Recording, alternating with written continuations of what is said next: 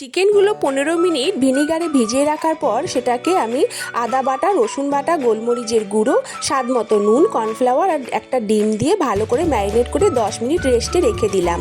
10 minute পর কড়াই তেল গরম করে আমি এই চিকেনগুলোকে পকোড়ার আকারে ভেজে নিলাম। পকোড়াগুলো আমার ভাজা হয়ে গেলে সেই ভাজা তেলের মধ্যে রসুন কুচি, আদা কুচি দিয়ে ক্যাপসিকাম, পেঁয়াজ আর চেরা কাঁচা লঙ্কা আমি দিয়ে ভালো করে ভেজে নিলাম।